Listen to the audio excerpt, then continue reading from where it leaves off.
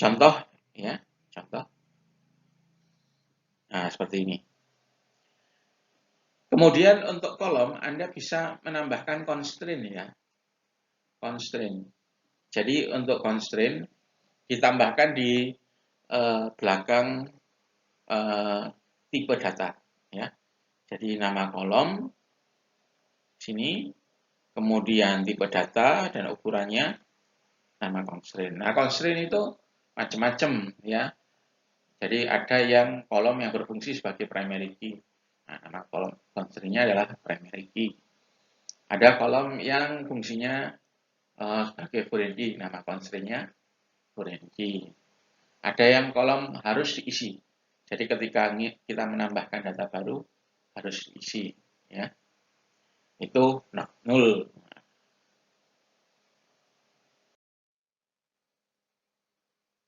Nah, ini kita belajar constraint pertama ya, not null. Not null ini digunakan untuk apa? Kolom yang tidak boleh kosong. Jadi ketika menambahkan data, satu baris data ya. Nah, itu kolomnya tidak boleh dikosongi. Ya. Kalau dikosongi, maka proses penambahan data pada tabel tersebut ditolak oleh database. Contoh ya, create tabel persons not null. Nah, ini nama tabelnya persons not null ya. Kemudian ini kolom pertama PID, tipe datanya integer, not null. Jadi PID itu nggak boleh kosong. Last name varchar, ingat varchar itu kayak karakter atau string ya. Maksimalnya di sini 255. Nah, tetapi kalau diisi kurang dari 255 misalnya cuma 10 karakter. Nah, itu nanti space yang diperlukan ya hanya secukupnya, 10 saja. Sisanya itu dialokasikan untuk hal yang lain. Ya. Nah, ini constraint-nya adalah not null. First name 255 varchar, address atau alamat 255 varchar, city varchar 255. Ya. Kalau tidak ada keterangan not null, maka ketika menambahkan data di tabel ini, kolom tersebut boleh dikosongi. Jadi, first name, address, city, itu boleh dikosongi. Kemudian constraint kedua, unique. Nah, unique itu kolom yang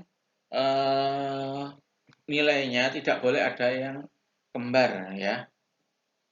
Jadi contoh ini sama tabel person ya. Di sini kolom PID tipenya integer di set unique. Nah, di sini ada dua constraint ya. Not null terus unique.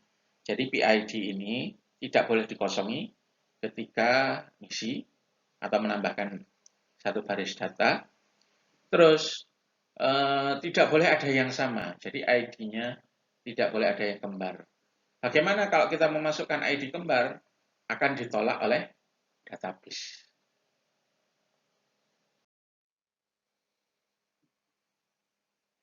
Nah, itu kita menambahkan constraint ketika pembuatan tabel. Bagaimana kasusnya kalau misalnya kita sudah bikin tabel, tabelnya sudah ada, kita ingin mengubah atau menambahkan constraint pada tabel yang ada. Nah, itu bisa ya, menggunakan perintah ini. Ya. Jadi tabel person itu sudah dibuat, selesai dibuat. Kita mau menambahkan constraint baru. Ya. Langsung aja, alter tabel person. Nah, itu digunakan untuk mengubah tabel person ya. Add constraint itu untuk menambahkan constraint perintahnya. Add constraint. Ini nama constraint-nya ya kita buat sendiri ya. Misalnya UC person ID. Nah, itu kita buat sendiri. Constraint-nya apa? Unique. Jadi kita mau ngeset satu kolom atau beberapa kolom, nilainya tidak boleh sama. Ya. Kemudian yang unik adalah kolom PID dan last name. Jadi constraint yang kita tambahkan itu namanya UC person ID ya.